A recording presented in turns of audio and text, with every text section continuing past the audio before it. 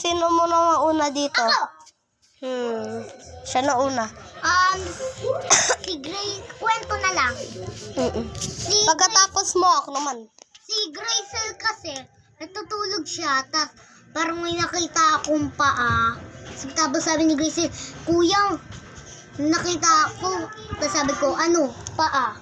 Tapos pagkatapos, sabi ko kay Graycel, matulog na tayo. Tapos hindi pa tulog si Graycel. Kami ni Mama tulog na. Tapos pagkatapos, nandun ako kay Ate Jessica. Tapos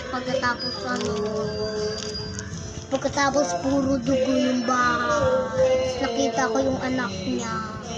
Tapos yung mama, yung si Ate Jessica, nakabulto. Muntik ba akong madapa? Ang gagawin ako. Tapos pagkatapos, ano ba yun? Tapos binuksan ko yung pinto, may nakita akong nakasmile. Tapos red yung mata tsaka yung bibig. Tapos pagkatapos yung electric fan, hindi na gumagana, nasira kasi. Tapos pagkatapos dinala ko yung cross. Tapos wala nang lumalapit sa akin. Tapos na, yun lang. Ako na muna. Malapit na tumatapos. Sino una? Kailangan mabilis kasi tingnan mo malapit na matapos. Ako. Sige, bilisan mo ah. Ano kasi si Kuya?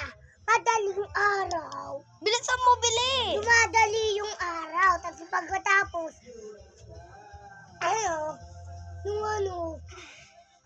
yung inapakan ni Kuya, may 6 pa 7. Inapakan mo ng chinelis mo. Tapos, lumaki yung lupa.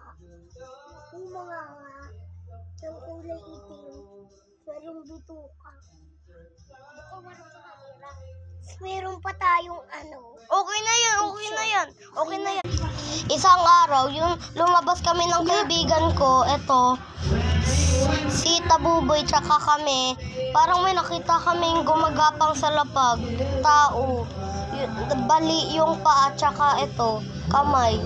Hinahabol kami dun sa baba, tsaka eto. Yung binukas ko yung ref, puro buto-buto ng tao, tsaka yung ulo niya. Yan yun. Bye!